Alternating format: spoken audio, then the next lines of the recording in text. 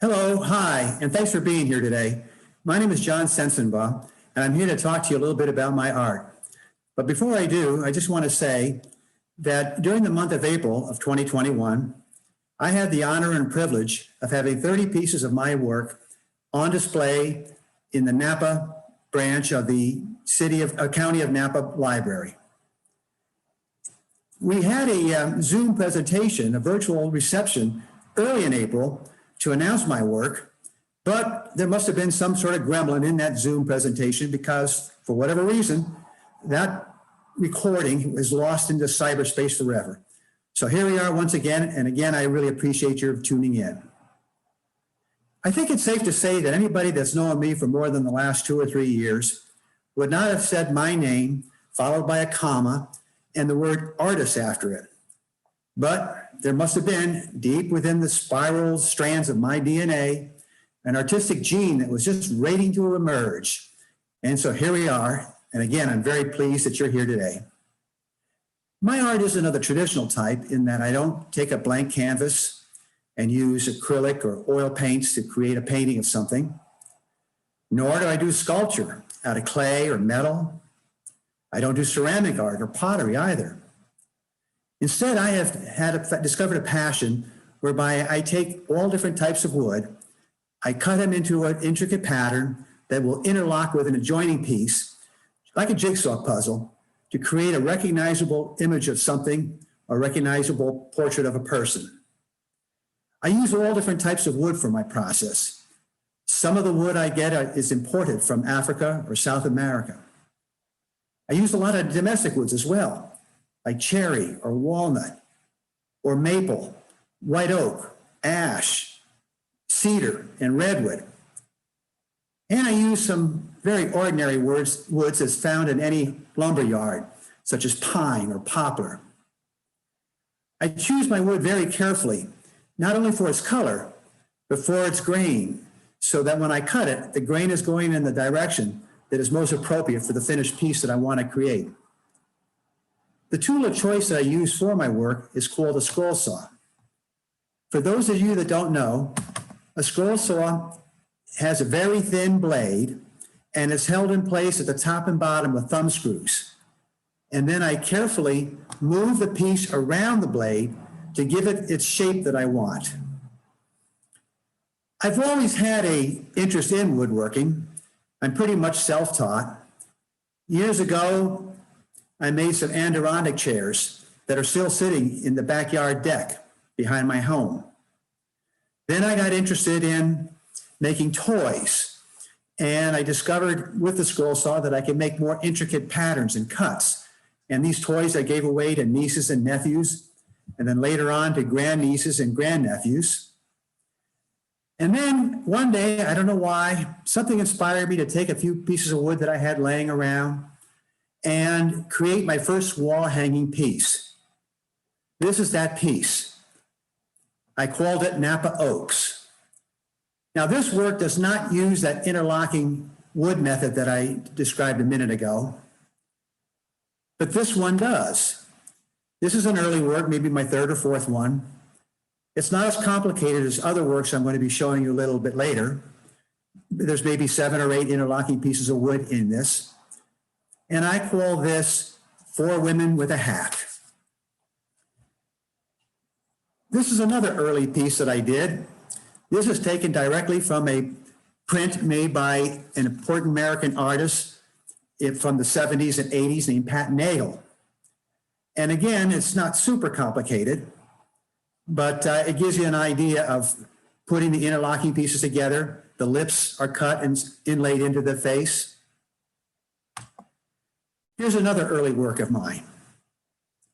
I get my inspiration and motivation for doing different pieces from all different genres. Sometimes it's from movies. Sometimes it's from travel posters.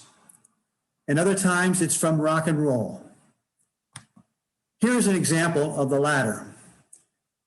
This is a portrait of an early Bob Dylan when he was named the Poet Laureate that year in poetry. This was taken from a New Yorker magazine cover of October of 2016. This is another profile of Bob Dylan.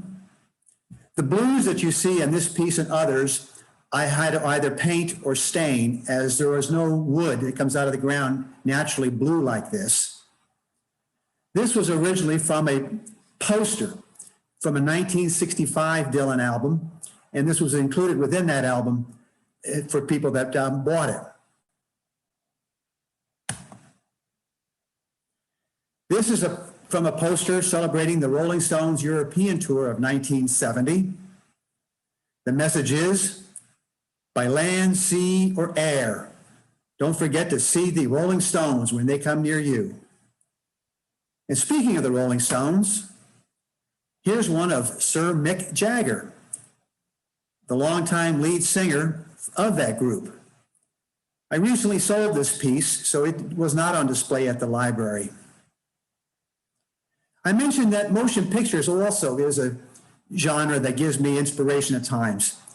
I think that the motion picture industry at times has done some really fantastic jobs of creating art that are made to lure you, the movie-going public, to spend your hard-earned dollars to go see the particular movie that they are showing at the moment. This is from a 1954 movie called Sabrina. Hollywood has made at least 2 remakes of that movie since then.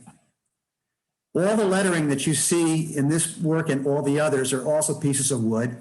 Most of the time, I just apply the lettering right to the surface. Once in a while, I'll inlay it into the piece itself.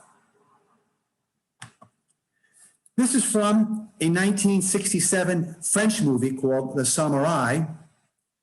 The actor here is a very, well, for the French audiences of the time, he was a combination of Robert Redford and Sean Connery and Steve McQueen all rolled up in one. His name is Alain Delon. And a genre of movies that I particularly like is called film noir. Film noir movies were shot in the 40s and the 50s. They seem to generally take place in either New York City or Los Angeles. They featured cops and detectives solving a particularly difficult case. Usually there was a murder involved. And they use a lot of what we consider now wise guy type dialogue. This is a work that has a film noir vibe to it, although it's not taken from any specific movie. What we see here is a detective. He just exited the patrol car that's parked at the corner. He's walking down the sidewalk to this cafe. He's been called there to process a crime scene. Major cases have just happened. And he's probably going to be asking a lot of questions once he's inside. Here's another one that has that film noir vibe, but again, it's not from any one movie or any particular movie. What we see here in this storyline are 3 cops. They just burst into this woman's apartment. They were called there by neighbors, either right below or right above, or maybe adjoining, who heard a disturbance, a scuffle, maybe a gunshot or 2. And they get there just in time as she's seen putting away the proverbial smoking gun. A little over a year ago, as the pandemic was getting its grip not only on the world, but on this country as well, and New York City was ground zero for the suffering and the death that was to occur, I decided I wanted to do a piece that offered hope and the fact that there was going to be a bright, sunny day once again, that we weren't always going to be in the grips of this scourge. So I did this piece here, and I called it A New Day. And what we see here is a man on his way to work. He's got the morning paper tucked under his arm, and he's looking down one of the avenues between skyscrapers on either side. And there on the horizon, he sees the eastern sun slowly rising. These bits of wood represent the rays coming off the sun and the fact that there's going to be a new, brighter day ahead. This is a work taken directly from a very important early and mid-20th century American painter named Edward Hopper. I don't know what Mr. Hopper had in mind when he created this piece back in 1952. But when I saw a middle-aged couple sheltering in place. We have here a balding gentleman smoking a cigarette, looking outside his apartment window. Across the way, there's a bleak warehouse with no windows. A pair of railroad tracks separates that building from his. To me, he looks like he's bored out of his mind. Meanwhile, his wife is sitting patiently right behind him, reading a book, maybe the Bible. And I call this piece Sheltering in Place. Much has been discussed about the current pandemic we're now amidst, comparing it with the one of about 100 years ago from 1918 to 1920. And one of the things that's been written about a lot is as we emerged from that pandemic, we entered an era called the Roaring Twenties. And much speculation is out there wondering if we're about, as we're emerging from our current COVID pandemic, if we're about to enter a 21st version of the Roaring Twenties. In this piece here, we see three women from around 1921 or so. You can tell by their hairstyles and the clothing they're wearing. This is the early 1920s. One of them is playing the piano, one of them's singing, one of them's listening. They're enjoying music, they're enjoying playing music, they're enjoying each other's company. They're having fun. And that's what we want to do real soon, don't we? We want to go hear some music, play some music, and have fun. Well, in August of 2019, I had a little fun. I hosted a large party at my house, and one of the guests was none other than our Congressman Mike Thompson. And we were chatting in my garage, and he saw my scroll saw bits of wood lying all around. And he asked me, he says, "John, what are you doing here?" And I said, "Well, I'm making wood art." And he says, "What's wood art?" And I said, "Well, come, let me show you." So I took him up to my living room and some of the adjoining hallways where I had works hanging. And there was one particular piece that he seemed to really enjoy looking at, seemed to really like, it moved him. And he said, "You know, John, I have some constituent art hanging in my DC office. Would you consider lending me this piece to hang there as well?" And I said, "Yeah, of course I would. But here's the deal. If I'm going to do that, I want to go to Washington and present it to you in person. I've never been to Washington, D.C. It'd be a good opportunity to see the sites." So we worked out the arrangements, and in December of 2019, here I am presenting Congressman Thompson with a piece that I called Who's Next? And what we have here is we have Uncle Sam. He's rolling up his sleeves. He's exposing muscled arms. And he seems to be saying, "All right, you saw what happened to the last challenger. You want to come up to me? Who's next? You'll get the same as the last guy." Well, I imagine it's going to be a while before I go back to Washington, D.C. and reclaim my piece. So a few months ago, I decided to make the answer of Who's Next, and I called it You're Next. And again, what we see here is Uncle Sam. This time he doesn't have his hat on. He's got an open-end wrench. He's rolling up his sleeves, muscled biceps bulging out. And he seems to be saying, "All right, you so happen to the last guy. Step forward and you're next." Now, I mentioned that the travel industry also has sometimes given me motivation or inspiration for doing work. Like the movie industry, I think the travel industry people have sometimes done great jobs of creating art to entice you to think of their spot for the next vacation that you might want to take. This one is telling all about the upcoming Monaco Grand Prix in April of 1932. And what we have here are two vintage race cars roaring along the highway by the Mediterranean Sea. They just emerged from this tunnel that was blasted under this steep hillside. At the top of the hill is a magnificent villa that's got a great view, bird's eye view of the action down below, as well as out to sea.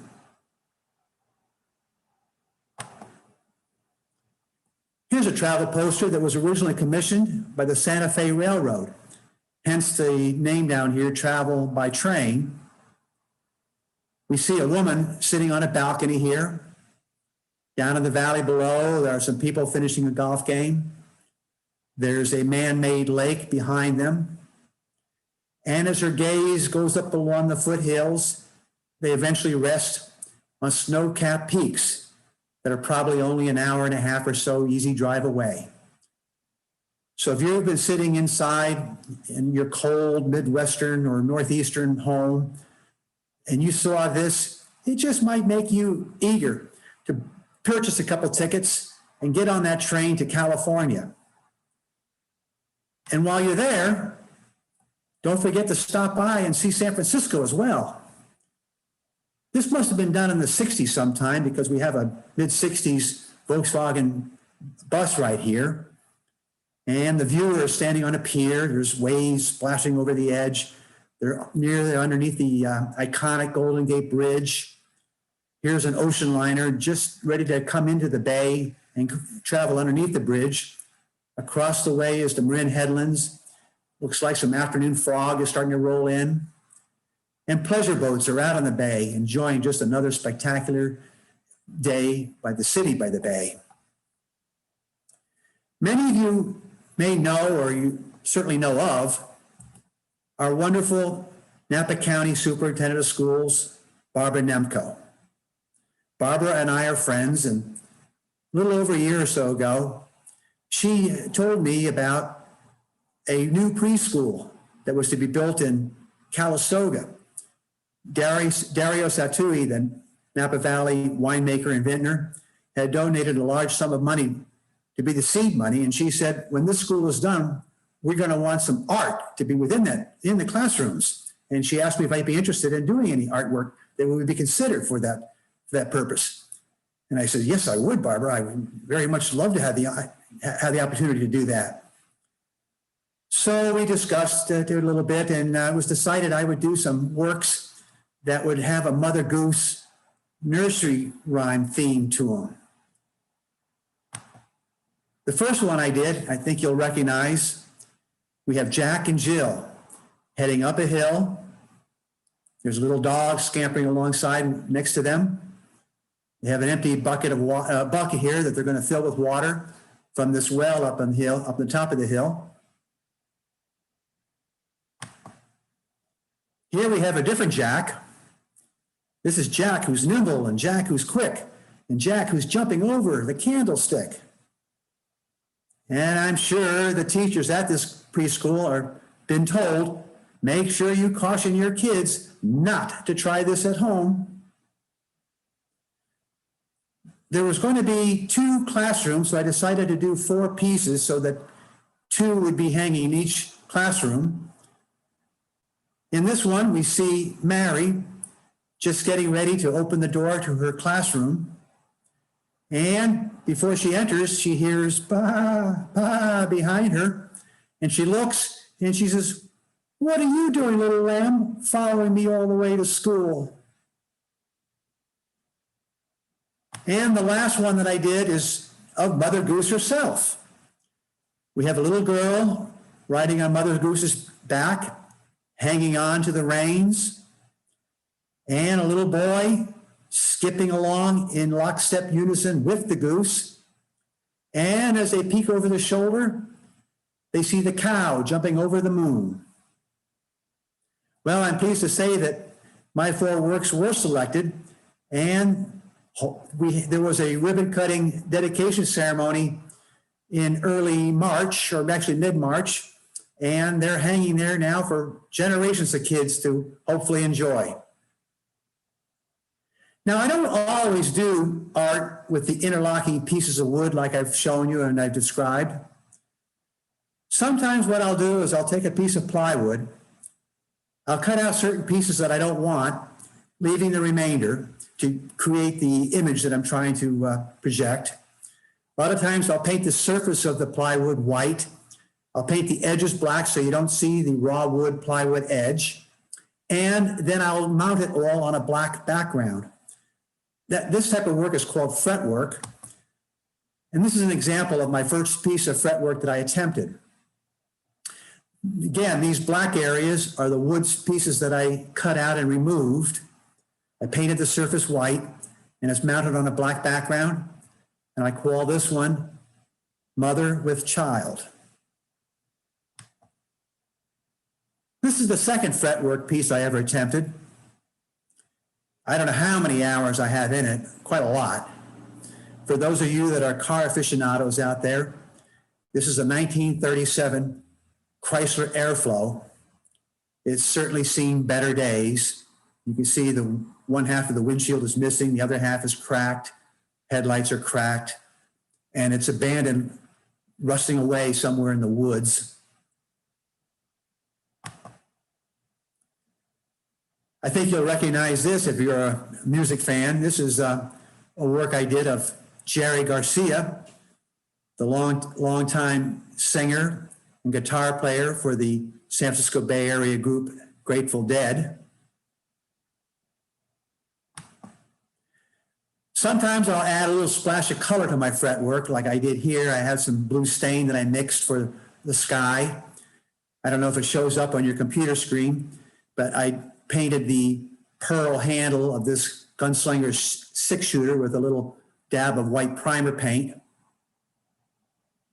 Even though there was a 1950 movie called High Noon, with starring Gary Cooper, this is not from that movie, but just represents a generic showdown that typically took place at high noon. The lettering here I did inlay into the piece rather than applying it right to the surface. This is a Sparrow. This one I did not, as you can see, paint the surface white, but rather gave it several coats of a varathane, clear varathane finish. And it gives you an idea that when I'm cutting a line here, like right here, I have to be very, very careful that I don't slip and cut into the adjacent line that I had just cut maybe a minute or two prior.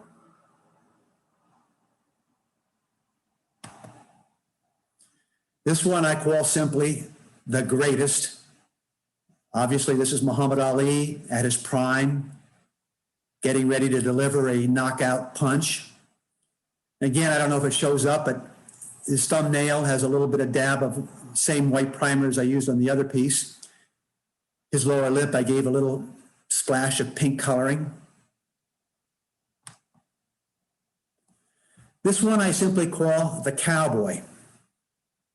And again, like I did on the Sparrow, the surrounding area is all done with a clear urethane finish. And one more. I call this one Learning the Ropes. And again, a detailed piece that, well, I'm quite proud of, quite honestly. I never know where I'm going to get inspiration.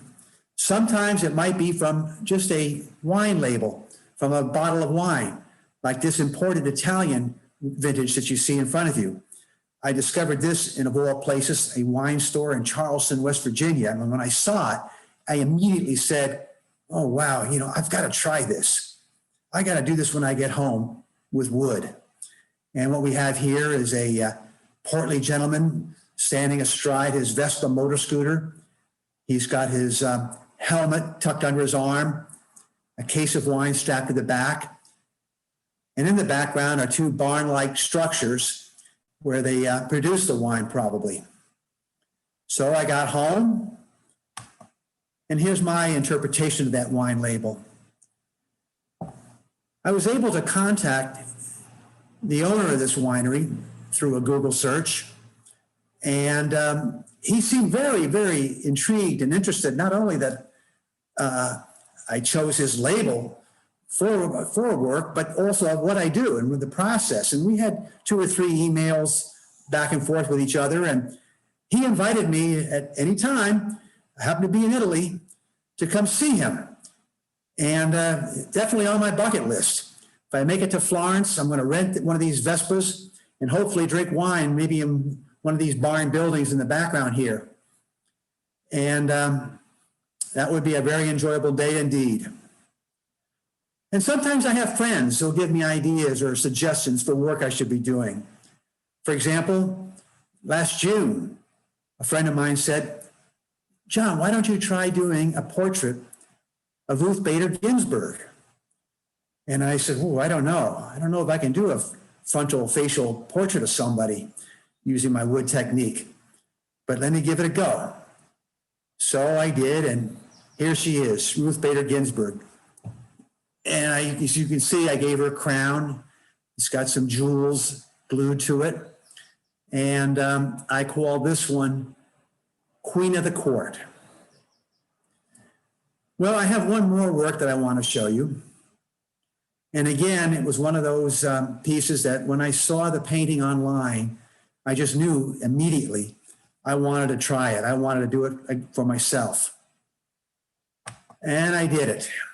I initially called this one Where Our Food Comes From. But in over a year now that we've been enduring the pandemic, I said, you know, these are some very essential workers. We're all familiar with the essential workers in the medical profession that are helping easing the suffering and the pain from the virus. We all know of the essential workers when we go to the supermarket and we see the people stocking the shelves or ringing up our purchases of this fruit and vegetables that you see here. But a lot of times, these essential workers are not in our daily lives. They're not as visible to us. Yet, they are the ones that are working very hard, backbreaking work for low pay, bringing us the food that we have on our table. And this concludes my presentation. I would welcome any questions or comments or anything that you might have. You can email me at John Sensenbaugh, JOHNSENBAUGH @gmail.com. I'd love to hear from you, and I'd love to answer any of your questions. Thanks again for watching. Thank you again, John. Wonderful presentation. And yes, for those who are going to be viewing on YouTube, you can also leave comments there and we will forward to John. And also you can contact John or the library if you have any follow-up questions, or if you would like to see his work, please email him and email us and we can work something out. Thank you again, John. I appreciate it. It was my pleasure. Thank you.